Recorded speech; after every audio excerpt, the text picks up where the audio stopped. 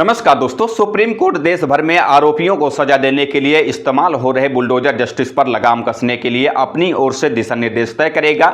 यह दिशा निर्देश देश भर में लागू होंगे। कोर्ट इनके जरिए सुनिश्चित करेगा कि अवैध निर्माण को हटाए जाने की इजाजत देने वाले स्थानीय कानूनों का दुरुपयोग न हो और बुलडोजर कार्रवाई को अंजाम देने में पूरी कानूनी प्रक्रिया का पालन हो। कोर्ट ने देश के विभिन्न राज्यों में हो रही बुलडोजर कार्रवाई के खिलाफ दायर याचिकाओं पर फैसला सुरक्षित रखते हुए साफ किया कि उसका 17 सितंबर को दिया गया आदेश फिलहाल बरकरार रहेगा। इस आदेश के मुताबिक देश भर में अभी बुलडोजर कार्रवाई पर रोक रहेगी, यानी इस दरमियान कोर्ट की इजाजत के बिना किसी की निजी संपत्ति या फिर घर को नहीं ढहाया जाएगा। हालांकि सड़क या फिर फुटपाथ या फिर रेलवे लाइन की जमीन के अतिक्रमण को हटाए जाने पर कोई रोक नहीं है। सुप्रीम कोर्ट ने आज भी सुनवाई के दौरान साफ किया कि लोगों की सुरक्षा सबसे ज्यादा जरूरी है। अगर सड़क के बीच में कोई मस्जिद, मंदिर, गुरुद्वारा या फिर दरगाह जैसा धार्मिक स्थान भी है तो उसे हटाना होगा। रास्ते के बीच में धार्मिक स्थल की इजाजत नहीं दी जा सकती। सुप्रीम कोर्ट ने साफ किया कि सजा देने के लिए बुलडोजर का इस्तेमाल नहीं हो सकता है।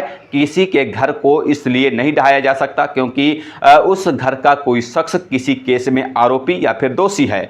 सुनवाई के दौरान सॉलिसिटर जनरल तुषार मेहता ने सवाल उठाया कि यह कहना गलत होगा कि बुलडोजर कार्रवाई के जरिए सिर्फ धर्म विशेष के लोगों को टारगेट किया जा रहा है। कोर्ट के सामने चुनिंदा घटनाओं का हवाला देते हुए यह तस्वीर पेश करने की कोशिशें की गई हैं। इस पर जस्टिस वीआर गवाई की अध्यक्षता वाली बेंच ने कहा कि हम सेकुलर देश में रहते हैं। जाहिर है कि हमारे दिशा निर्देश पूरे देश में लागू होंगे, हर एक धर्म को मानने वाले लोगों पर लागू होंगे। हम पहले ही साफ कर चुके हैं कि अगर अतिक्रमण सड़क पर, फुटपाथ पर या फिर रेलवे पर है तो उसे हटाने पर कोई रोक नहीं है। अगर अतिक्रमण है तो उस पर कार्रवाई कानून के मुताबिक होनी चाहिए, उसके मालिक के धर्म के आधार पर नहीं।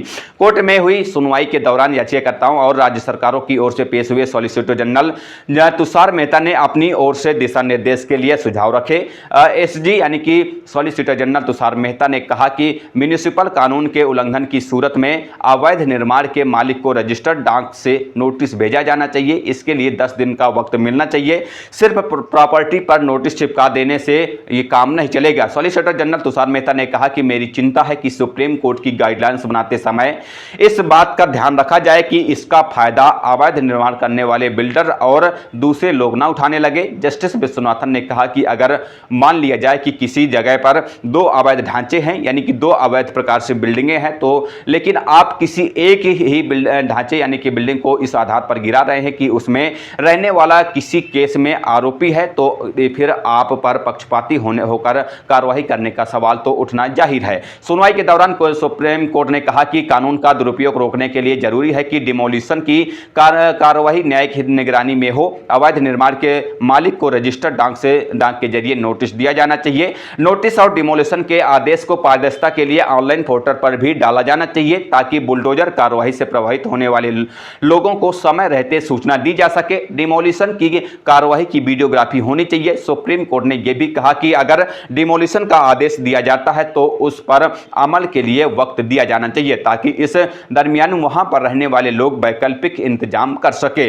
सॉलिसिटर जनरल तुषार मेहता ने इस पर आशंका जाहिर करते हुए कहा कि अगर सुप्रीम कोर्ट ऐसे दिशा निर्देश जारी करता है तो ऐसी सूरत में स्थानीय म्युनिसिपल कानून में बदलाव करने की जरूरत पड़ सकती है। इस पर जस्टिस विश्वनाथन ने कहा कि अगर मान भी लिया जाए कि कोई अवैध निर्माण है तब भी उसमें रहने वाले लोगों को वैकल्पिक इंतजाम करने का मौका दिया जाना चाहिए। महिलाओं, बच्चों और बुजुर्ग लोगों को सड़क पर यूं बेसहारा छोड़ देना ठीक नहीं है, यह किसी को अच्छा नहीं लगेगा। इस केस में विभिन्न याचिकाकर्ताओं की ओर से वरिष्ठ वकील अभिषेक मनु सिंघवी, सीयू सिंह, संजय हेगड़े, एमआर शमशाद, निजाम पाशा ने अपनी दलीलें रखी। याचिकाकर्ताओं की ओर से आरोप लगाया गया कि विभिन्न राज्यों में चुनिंदा तरीके से टारगेट करके लोगों के घरों को ढहाया जा रहा है।